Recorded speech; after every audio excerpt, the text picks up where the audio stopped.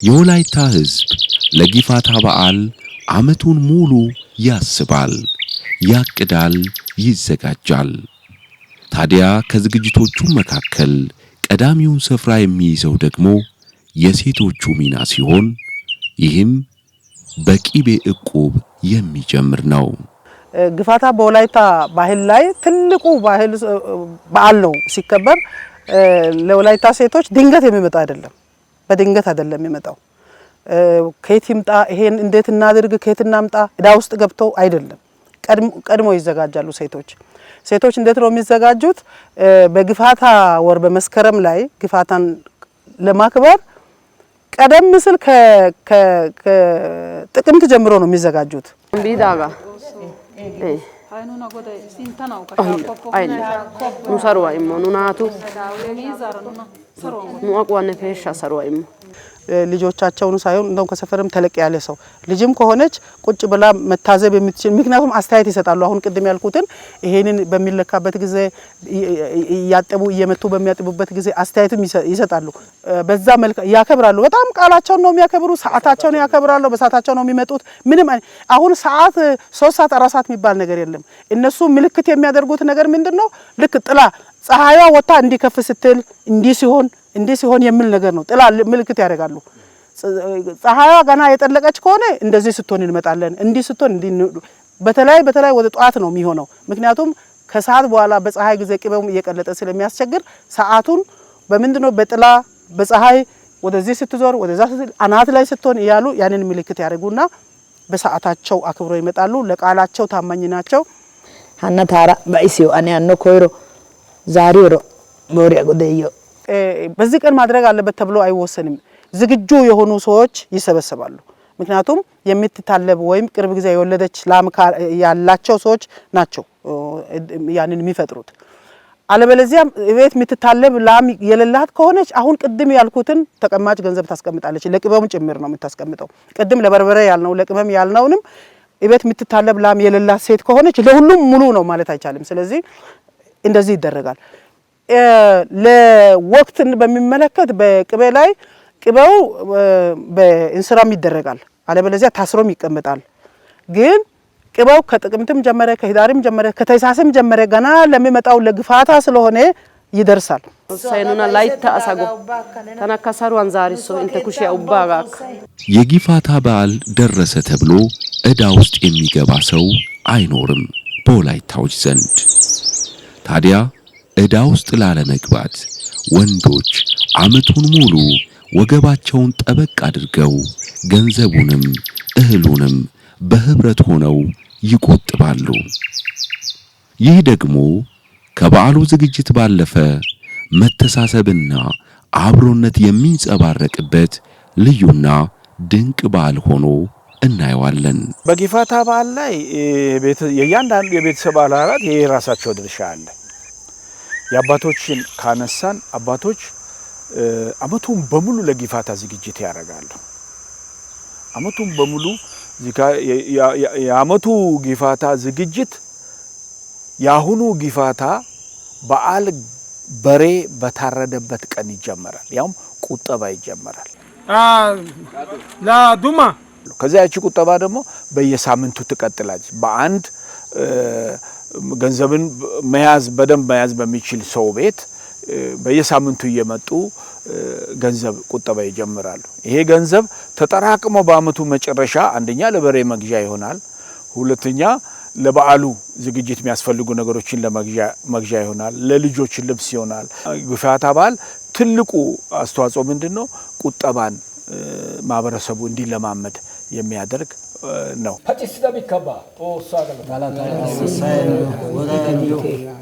የቂቤ ዕቁብ የሚጥሉ ሴቶች ዓመቱን ሙሉ ሲዘጋጁ ለራሳቸው ብቻ ሳይሆን ቢጤዎቻቸውን ከግምት ውስጥ በማስገባት ጭምር ነው። ይህንኑ የቂቤ ዕቁብ መጣል የማይችሉ አቅመ ደካማ ሴቶችን ከግምት ውስጥ በማስገባት በየጊዜው በሚያመጡት ቂቤ ላይ ጨመር እያደረጉ ዕቁቡን ይጥላሉ። ይህም በዓመቱ መጨረሻ ለነዚሁ ሴቶች ይውልና በዓሉን ባዶ ቤት እንዳያሳልፉ ያግዛቸዋል።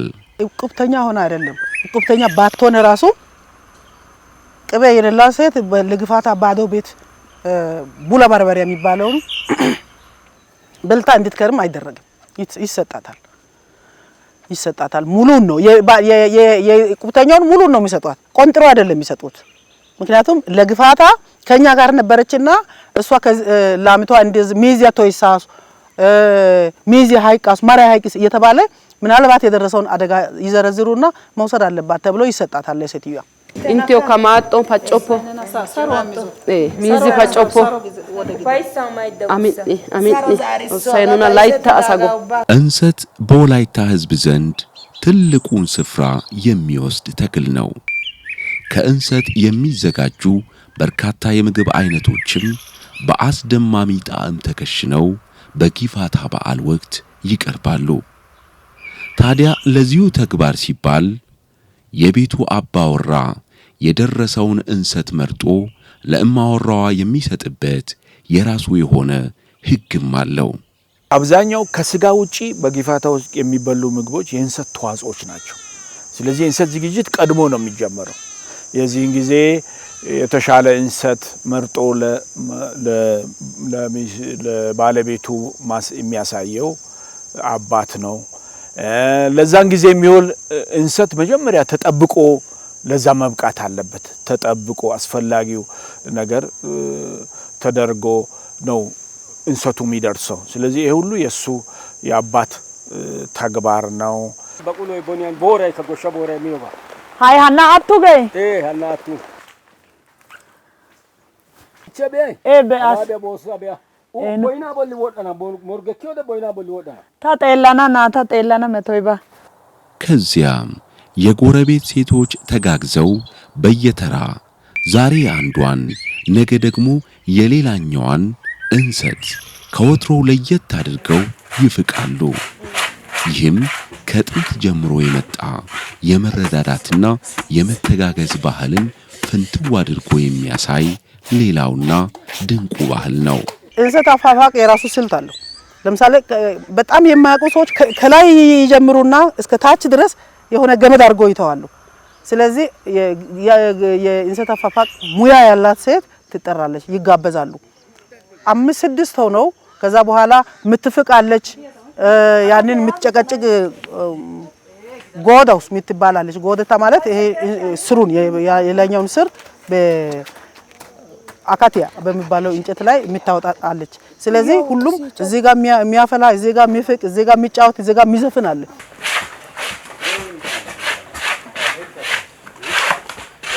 እንደዚህ ሿ ሲያደርጉ ያቺኛዋን ደግሞ ስትወቅት ዘፈን አለ። ዝክዝላ ዝለ ያሎ ሀቺ ከሳ ኮሻ ኮምፓ ያተጣይሳ ባታን ኮተን ሲፖታ ይላሉ። ያለ ምንም ስጋት አዘጋጅተው ሰብስበው ለሚበሉት ነገር ስለሚያዘጋጁ አንደኛ ሞራልም ነው። ፊልደ ሃያ ፊልደ ሲታውስታ ፊልደ ሲከማያ ሲሪያራ ሲሬንቲያ ቆጮ ቆንጆ እንዳይጠቁር ሽታው እንዳይበላሽ ደግሞ ቀኖች አሉ። ለምሳሌ ፀሐይ እንትን ጨረቃዋ ገና ልትወጣ አካባቢ ጨለማ ነው። እዛ አካባቢ አይፋቅም። ምክንያቱም ጨረቃዋ ወጣ በቃ ፏ ያለ ብርሃን መስጠት ከጀመረች በኋላ ነው። እዛ ላይ ከተደረገ ቆጮው አንደኛ አይጣፍጥም፣ ሁለተኛ መልኩም ጥቁር ይሆናል።